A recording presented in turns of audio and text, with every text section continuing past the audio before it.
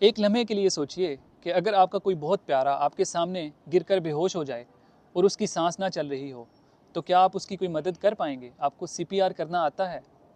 अगर नहीं तो ये वीडियो ज़रूर देखिएगा, ये आपको किसी की जान बचाने में भी मदद कर सकती है। अगर कोई शख्स आपको कहीं बेहोश मिले और उसकी सांस ना चल रही हो, तो उसकी जान बचाने के लिए आपको सीपीआर शुरू करना होगा। आप एम्बुलेंस का इंतज़ार नहीं कर सकते और ऐसा हर शख्स को आना चाहिए। कहीं यही ना हो कि जब तक मदद पहुंचे बहुत देर हो चुकी हो। अगर कोई शख्स आपके सामने गिर के बेहोश हो जाए या आपको कहीं पे बेहोश मिले, वजह चाहे जो भी हो, करंट लगने से, डूब जाने से, हीट स्ट्रोक से, दिल का अटैक होने से, कोई एक्सीडेंट होने से, तो क्या करें? सबसे पहले आप अपनी और उस शख्स की सेफ्टी का तयन कर लें कि उस जगह पे कोई बिजली का करंट लगने का डर ना हो, ऐसा सड़क के दरमियान ना हो, डूब जाने का डर ना हो, या वहाँ पे फायरिंग होने का या खुदा न खास्ता कोई ब्लास्ट होने का डर ना हो। पहले खुद को और उस शख्स को महफूज जगह पे मुंतकिल करिए। ओ ये तो बेहोश पड़े हैं, यहाँ पे सब महफूज है। उसके बाद आप उस शख्स का रिस्पांस चेक करिए, उसको बुला के पूछिए। अगर वो होश में नहीं है तो अपने आसपास किसी शख्स को अपनी मदद के लिए बुला लें। आप ठीक हैं?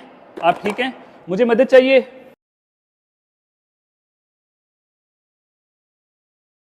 अब उस शख्स की नब्ज़ चेक करें और देखें कि उसकी सांस चल रही है या नहीं। नब्ज़ चेक करने के लिए आप उसकी जो सांस की नाली है उसके साइड पे मौजूद शारक पे हाथ रख के देख सकते हैं, और सांस चेक करने के लिए आप उसकी छाती की हरकत या नाक से आने वाली हवा से अंदाज़ा लगा सकते हैं। जब कोई और शख्स आपकी मदद के लिए आगे बढ़े तो उसे बोलें कि 1122 पे कॉल करके एम्बुलेंस को बुला लें और उनको बोलें कि AED लेते आएँ। जी बताएं बताएं। इनकी सांस नहीं चल रही, अभी एम्बुलेंस को कॉल करें और अगर AED है तो वो ले आएँ। जी ठीक है। 1122 पे कॉल लगते ही आप उनको अपना नाम बताएं और इमरजेंसी की नौयत बताएं। आप अपनी एग्जैक्ट लोकेशन बताएं और जो शख्स बेहोश पड़ा है उसकी तकरीबन कितनी उम्र होगी ये बता दें, और उनको बताएं कि हमने CPR शुरू कर दिया है, आप एम्बुलेंस भिजवा दें। 1 2 3। हेलो अस्सलाम वालेकुम। 1122 NTP की छत के ऊपर एक शख्स बेहोश हो चुका है, उसकी सांस नहीं चल रही। हमें आपकी फौरी मदद की ज़रूरत है और एम्बुलेंस की ज़रूरत है, और अगर आपके पास AED भी है तो काइंडली वो भी लें। बहुत शुक्रिया। 24 25 20। जब तक दूसरा शख्स एम्बुलेंस को कॉल करके बुलाए, आप साथ ही CPR शुरू कर दें। CPR करने के लिए उस शख्स को ज़मीन पर लिटा दें। आप अपने दोनों हाथ आपस में डाल के उसकी छाती के बिल्कुल दरमियान रखें, अपनी कोहनियों को बिल्कुल सीधा रखें और अपने जिस्म के वज़न के साथ उसकी छाती के ऊपर दबाना शुरू कर दें। आपने ज़ोर से और तेज़ तेज़ दबाना है और हर दबाने के दौरान अपने हाथों को पूरी तरह वापस ऊपर आने देना है। आपने ये दबाने की स्पीड ऐसे रखनी है कि 1 मिनट के अंदर तकरीबन 100 से 120 मरतबा दबाया जाए।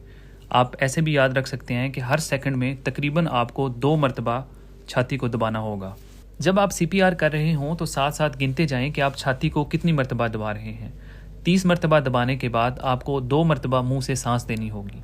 उसके लिए आप उसकी नाक को पकड़ के बंद करें और ज़ोर से मुँह में हवा भरें। 6 27 28 29 30।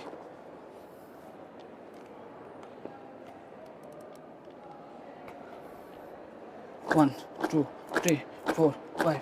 बेहतर तो यही है कि आप उसको मुंह से सांस भी दें।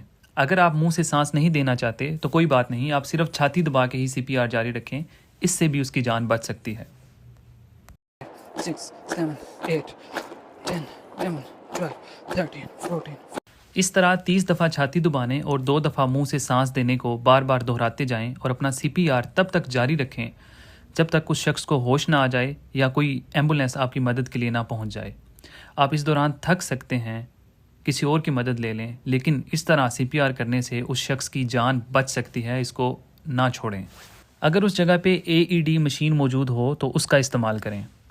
AED ऑटोमेटेड एक्सटर्नल डिफिब्रिलेटर ये एक ऐसी मशीन है जो कि एमरजेंसी मकसद के लिए मुख्तलिफ माल्स या स्कूल में ऑलरेडी रखी हुई होती है। अगर आपको AED मिल जाए तो उससे मरीज़ की जान बचाने के चांसेस बहुत बढ़ जाते हैं। इसको इस्तेमाल करना बिल्कुल मुश्किल नहीं है। जैसे ही आप इसको ऑन करते हैं ये ख़ुद कमांड देती जाती है। आप इसके पैड उस शख्स की छाती पे लगाते हैं तो ये दिल की धड़कन को एनालाइज करती है और देखती है कि अगर उसमें कोई बेतरतीबी है तो उसको शॉक देने का एडवाइस करती है। मेरे ख्याल में ये मशीन यूज़ करना भी हर एक को आना चाहिए।